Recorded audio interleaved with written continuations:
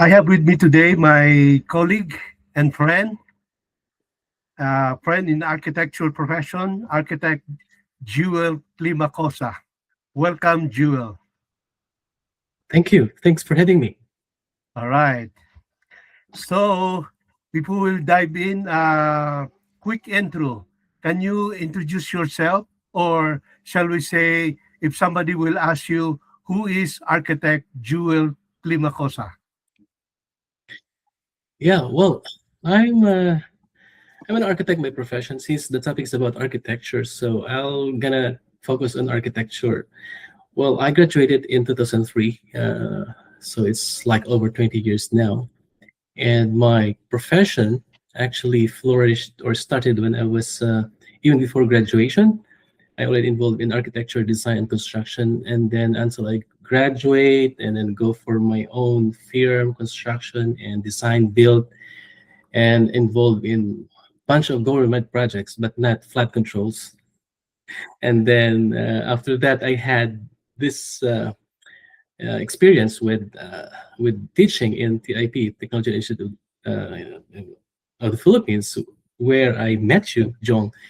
And by that, after 3 years, I went to Dubai because I was amazed with the construction and architectural projects in Dubai, and I tried my uh, what can I contribute and what can I do for architecture. It's amazing there. I've been after a year, I went to Qatar, and almost a decade I've been in Middle East until I come to Canada in 2014 and went back to Qatar and.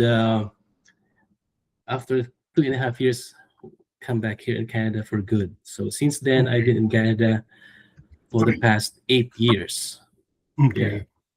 Okay, just to give you a background with my listeners or my followers, Jewel and I were in TIP faculty. So for 3 years, I guess we're together, right? Yes. And Yes. then after he finished his master's degree in TUP, right?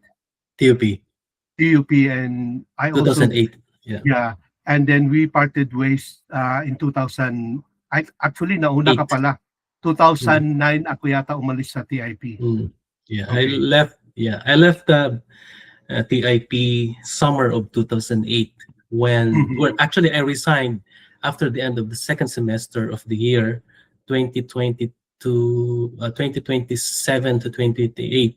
But our dean or our department head, Ma'am Tony, asked me or Mhm. requested me to work in a short period of time, saying that wala ka pa namang ticket, Jewel. Pupuntahan. Maybe you can still teach with us. And then I think I taught for only 2 weeks, and then after that I resigned. And it is really funny because I make a resignation at the airport with a blank with a blank signature, and ask my sister to type it on the paper, make sure the signature matched to the name na nilagay ko doon sa back page. It was really crazy. Yeah, resignation at Yeah, the airport. Yeah, that was okay because after a while, siya mismo nag-resign din eh. So lumipat siya ng FEU. FEU, yeah. Yeah, All right. I heard So about. Yeah, yeah. yeah, Mm. let's dive in now. So my first question is, what does your design process usually look like? Like, where does you usually start? Uh, Site or sketches, problems or clients? Well, it depends on the scope of work of our contract. There are various contracts where architects here in Canada involved in. Some projects are from scratch. Mhm. Some projects are ongoing. Some are even completing stage. So I think I can manage or I can try to explain the process here in Canada from scratch. There are requirements actually in terms of making a project. For example, say a simple building or let's say mixed-use development, which we Mhm. usually involve in. There are rules.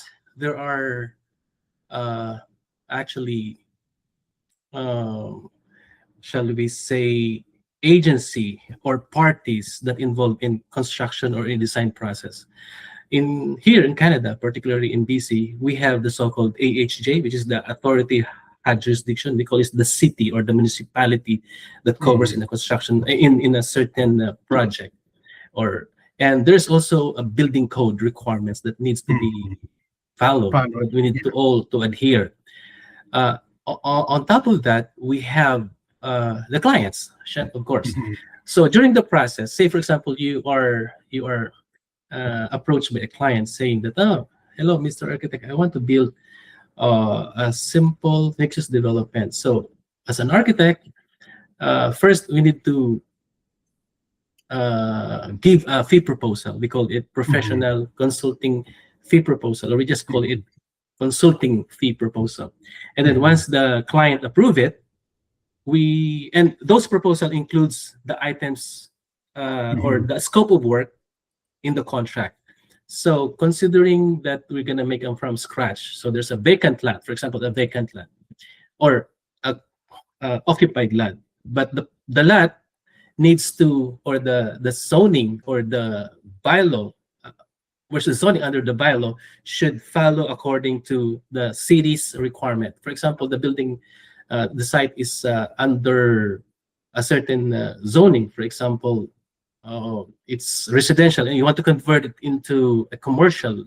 You need to Mhm. look into the bylaw, certain bylaw, and a specific address by getting the zoning requirement, the design requirement, and should follow that. But how about if the zoning or the proposed project is not under the zoning? That makes things complicated because you have to apply for development permit or Mhm. rezoning first, and sometimes you can combine it together. It depends on the city, by which you need to apply for rezoning and then development permit. And rezoning can be combined, and it requires a application to the city by which the council of the city get involved in to approve such proposal. And not only that, uh, including the nearby community in New Westminster, you need to get involved. The community need to Mhm. involved in a 1 kilometer radius of your site. Wow. So you cannot make any development unless the city approve it and the neighborhood approve your proposal. That's Mhm. why it takes so long, and it's really strenuous process when we go by development permit. I Right. Let's get lighter. Baka kasi yung mga listener ko, maano sila, ma-nosebleed. okay. So, which part of your job do you enjoy most? Well, I really enjoy from A to Z. The reason Oh, why is that this is the epitome of our profession. From design, from this the production. really Yeah. meaning of architectural profession. Mhm. From client, maghanap ka ng client or makakuha ka ng client, Yeah, marketing. makapag-approve ka ng client, makapag-design ka ng client, makapag-design ka and then to approve by the client, and then the client approves, and then you go to the production and you go with your staff, you work with your staff, which is very nice. Happy to have very good staff here and talented all over, coming from all over the world. I have a Yes. staff used to have from Russia, from Ukraine, from India, from Iran, uh, from Palestine. Mhm. Of course, Filipinos are we have here, Okay. and we have bunch of Filipinos here, and we're Mabuti happy. naman. Mabuti naman merong And Pilipino. Mexico, yeah, my boss is Okay. Mexican, Canadian Mexican. Yeah. So, baba pa rin natin kasi masyadong ah, nakaka-nosebleed pa rin eh. Uh, What inspires you, or I mean outside of architecture, ano pa yung nakaka-inspired sa iyo? well, I love talking to elder people. That makes me more wise, di ba? Sabi nga, if you want to be wise man, go with the elders. But if you want to be happy, go with the youngs. Okay. So that makes me inspire in life is to, yeah, how to, to I don't know if I understand it right, but well, communication and having a light side of life every weekend, like every Mhm. Saturday or Friday, it's always to have a good time with. We always have a good time with my friends here in Canada for the past 8 years, and most of them are retirees. And Mhm. listening to them, their stories really inspiring, and because of them, I make uh, well, you these are sabi nga, every individual is a unique person, and I'm Mhm. happy that these unique persons are the good persons. I may say that I get so much information, knowledge, and like lessons in life that could really help me to grow in everyday process of life. So other than having this kind of side life, it's also have uh, it's also inspiring to lead people, or could even help my colleagues to be on this profession, because Person, yeah. if you go to North America, it's very common that most of our colleagues, architects in the Philippines, went through different paths. Yes. Some people went to engineering, some Mhm. people went to Academe. academe, some people went to a different field. Mhm. And I for the past 8 years, I'm happy that I inspire, probably I convince them to go back to their professions. Meron ako dito mga colleagues actually in my staff, in my Mhm. in our workplace. I met uh, I know I didn't even know them. It just so happened Yes. because may mga iba doon, kilala ko yung kilala nila. Alam mo, so we have Mhm. a connection. Yeah, And then they were networking, huh? here for the past 10 years or even more. And they're working in a different field. Sabi ko, you work in Middle East, you work in the Philippines, and I think you're really good. So why don't you try it again, diba? Until they came up or went back to architecture and they enjoy it. In fact, some of them get licensed in architecture as an Yeah, architect here in Canada to practice very good. their own in the field of architecture. And All right. So since we're running out of time, just a short advice, or shall we say, or is there anything more that we haven't covered that you want to share for my listeners? uh, in terms of well, I don't know. There's so many things that we can discuss on, but let's talk about architecture. Well, they said that architecture is very tough profession, Person. but they say, well, this is what we are, and we work this so hard for the past decades of our lives.